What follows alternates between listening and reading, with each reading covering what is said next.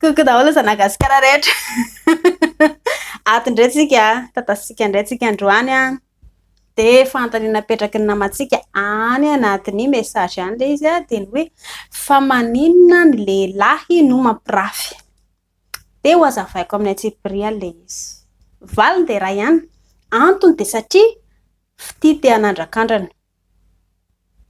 Ary efa fanahin'ny lehilahy ny hoe mampirafy. Mahafinaritra ny lehilahy zany hoe mifandimby amin'izao karazam-behivavy maro zao, zay ny antony. De fanahinina atao le izy a, fa tsy hoe te hanao zavatra fotsiny, fa fanahinina efa fantany fa tsy mety a, fantany fa ratsy a, saingy kosa fanahinina atao. Misy ny vehivavy afaka manova ny lehilahy raha toa ka mampirafy be vatany, de afaka manova ny lehilahy ho lasa tsy hampirafy tsony izy. De ho azavaiko anareo ary ny antony. Ny valiny de hoe tsy afaka manova lehilahy zany ny vehivavy a, raha toa ka hoe te ho tsara fanahy be indry, de te hanome fitiavana tsara be indry, de te hanome voninkazo tsara be indry, de te hanome cadeau tsara tarehy indry, te hividy akanjo tsara be ho an'le rindry, de lasa tsy hampirafy tsony izy. Azafady. Arakaraky ny sisiandry amin'ny lehilahy vao maika lasa manosika anazy andositra zany. Satria ny lehilahy de tsy tia vehivavy miraikitra. Zany natao hoe vehivavy miraikitra. Raha tondry ka mpanao an'izany a, de elao manomboka androany. Ny lehilahy de mila atao hoe manana space, manana fiainany manokana kely koa izy mba ho anazy a, fa tsy voatery hoe iraikitra amindreo foana. Fa kosa ny torohevitro ho an'ny tanora malagasy mbola tsy tafiditra ao anatin'ny tokantrano, ary indrindra koa ho an'ny vehivavy ihany koa nefa efa manambady, de ny hoe tsy maintsy mahaleo tena ny vehivavy a, de matahotra hisaraka amindry lehilahy amin'izay fotoana izay. Inona le atao hoe mahaleo tena? Mila mahalala ny fiainan-tokantrano. Mahandro sakafo, mampiry trano, mitaiza zaza ary manana asa matotra, ary mila môlamôla sy mila jejojejo. Zay ny zavatra tian'ny lehilahy. Ambonin'izay tena tsara ihany koa de mila mahay milely ihany koa ndry. Ohatra hoe eo fotsiny de midaboka fotsiny de alefa sara ampidirina le biby de samy miala ray minitra saraka. Lasa izy mandositra. Ao amin'ny radio Don Bosco a, de manentana ihany koa zany tanora malagasy, indrindra misy fandaharana mahasoa ho an'ny tokantrano sy ho an'ny hoavin'ny tanora sy ny fiainam-pivady ao. Mijoro vavolombelona mihitsy ny jeneraly a, fa ny fafinaretan'ny lehilahy eto ambonin'ny tany a, de tsisy afa-tsy resaka lely. De anjarany tsirairay mandinika an'ilay izy. Raha mba hoe te hiadana kokoa ndreo ao tokantrano, de mba tsara hoe lehilahy efa nahavita fiainana lasa vady ndry. De azo lazaina hoe miadana kokoa ndry izay ao. Fa raha le mbola le bandy mbola tsy nahavita fiainana, bevoka tany am-pianarana ndry de nareo roa tsy maintsy hivady, de eo ndry ny raisinako. Ao an-tokantrano izy vao hivadika alika andeha hanenjika anao rehefa tsy roa. Ny vehivavy a, rehefa tena miadana ao tokantrano ihany koa, de amin'ny rehefa hoe tena reraka avy nanara-ponanao revy tany ny lehilahy, iny ny atao hoe miadana ny vehivavy amin'izay fotoana izay. Aleo fa mbola ampiko izay vidéo izay misy mahakasika an'izay, misy tantara any amin'ny tantaran'olona ohatr'izay, tantarany ambadimadika any, de misy an'izay ihany koa. Fa ho azavaiko aminareo ny anton'ilay izy. De mbola manentanareo aho midirana amin'ny Don Bosco fa misy torohevitra mahasoa ho an'ny tanora ao. Fa tokony firy taona ary ny lehilahy hoe matotra tokony hanambady? Raha ny tokony ho izy ho farafahambaniny a, de mba hoe 30 taona. Farafahambaniny ozy a.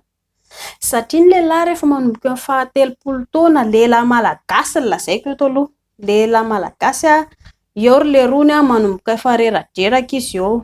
Reraky ny sigara aloha. Kofokofona be tseroa, kofona mikohaka. Mihetsika daholo satria avy mifoka môly sy mifoka sigara eto tseroa. Ambonin'izay koa lasa marary vavony, marary vavony koa tena tsy mety aza. Ina ary naovana ty? Amin'izay koa izy fotoana filany vehivavy io. Ambon'izay koa le ry marary valana marary satria varina am'le tseroa de reraka ny taonanako. De eo amin'izay ny fotoana filany vehivavy manomboka eo 17 taona.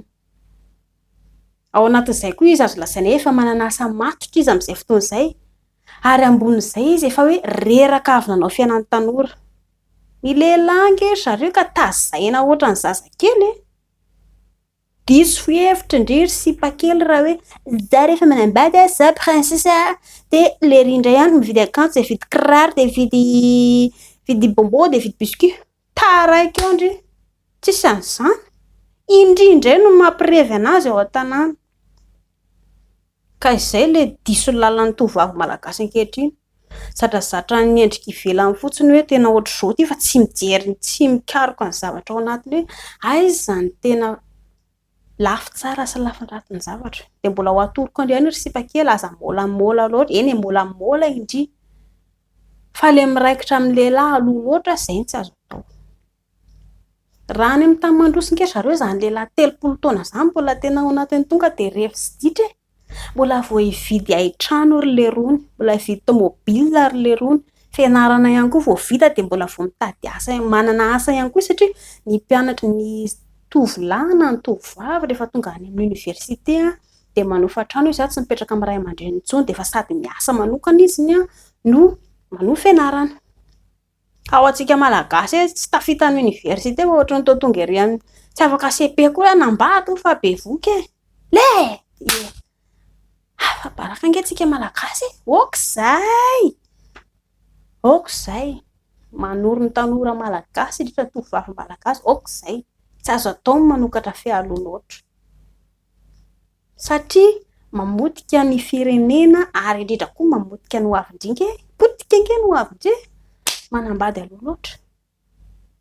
Ny mampalahelo de ny ray aman-dreny tsy mba miresaka amin'le zanany hoe ho atoroko hevitra ity zanako ity zao ny tsara aminazy zao tsy mety aminazy fa aminao satrasatra lalan'ny rinina fotsiny kory dada sy neny. Io ny hanina de lero tany fotsiny ho samy miala ry zanako. Fa tsy mba manoro le zavatra mety ahasoa an'le zanako sy mba mety hatsaratsara le zanako. De ho fanantenana ianareo ihany koa ao amin'ny TikTok ao tena misy lehilahy mijoro vavolombelona mihitsy izy.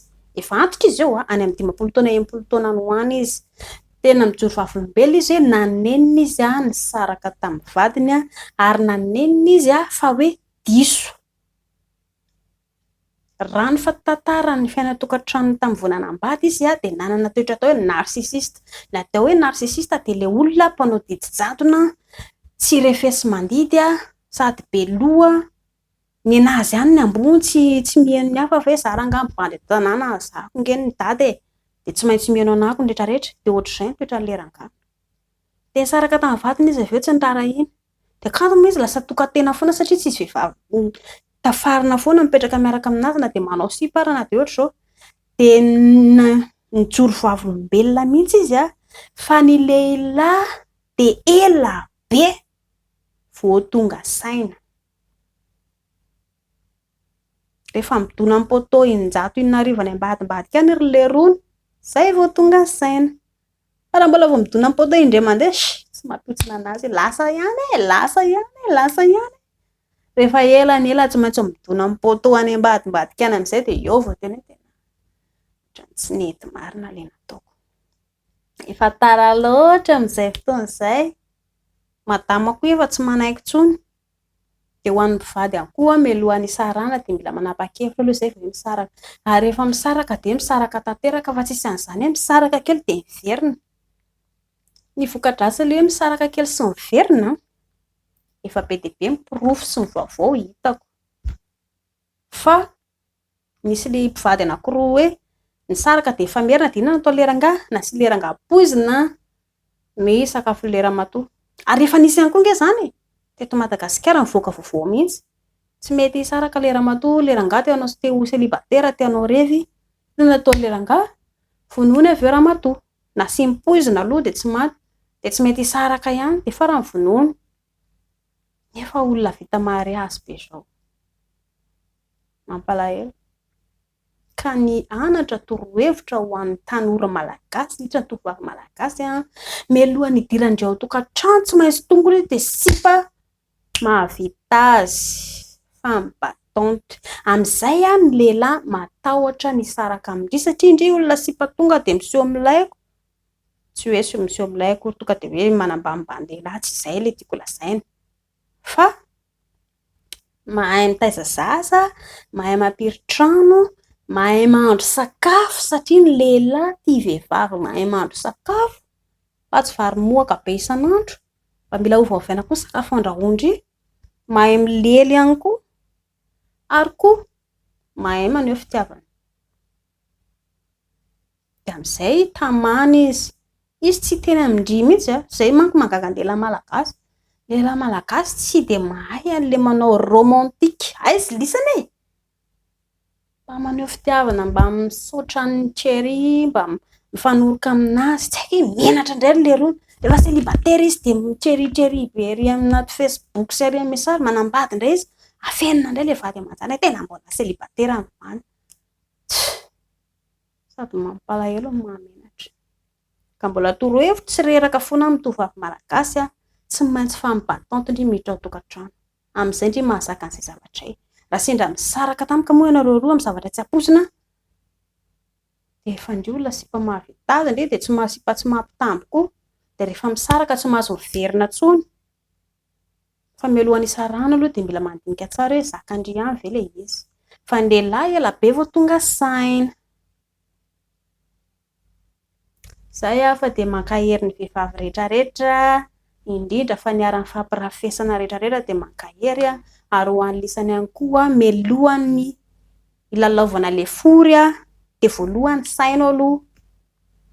Zaka ny lisany vera ny mamaly lisany hoe nabiky ny dada lisany sy hampirafesany any ambadimbadika any, marary ange fony lisany raha mahalala fa mampirafy amin'ny mamanareo ny dadanareo, nefa ilay vady ny lisan'ilay lasa vady lisany hampirafesany isan'andro dia ohatr'izay. Tsy mahazaka lisany raha ohatra ka nanabavy ny lisany hoe be voka tampoka any ambadika any na hampirafesin'ilay bandy ilay afy ireny. Koa maninona ilay sipa ilay ho vady ny lisany hampirafesina sy tsakitsahana. Tongava saina ary. Ilay manambady aloha loatra tsy azo atao. Fa mila matotra tsara miditra ao tokantrano dia milamina ny tokantrano avy eo. Izany hoe tsy misy olona fiadanana hoe isan'andro miadany, fa ny atao tokantrano ny atao mpivady dia ady. Fa inona ny antony mba hisorohana an'ilay ady? Eo ange ilay mifankatiavana, mifankatia, izay ny hisorohana anazy. Mifampiteny, mifampiresaka am-pilaminana, afaka mifanoroka foana, mifampisakambina, mifampiresaka momba ny ankizy ianareo roa. Izany no atao hoe miaraka mandeha mitsangatsangana etsy roa. Ohatra koa hoe raha te hilely dia tsy voatery ao an-trano fa mandeha mivoaka any ivelany any, apetraka any amin'ny dada sy neny any ankizy, andao ange tsika roa andeha hanala azy andao e. Tsisy maharatsy an'izany ange, izany no atao hoe mpivadoka. Efa mankasitrareo naraka video hatrany farany dia ho anareo izay manafantaniana apetraka eto amin'ny commentaire raha toka hoe somary tsy tianareo ilay izy petraka eto amin'ny commentaire, afaka apetraka anaty message privé any, tsy maninona izany hoe tsy afaka valiana eo no eo ilay satria betsaka ihany koa ilay fantany mipetraka dia somary valiana tsikelikely.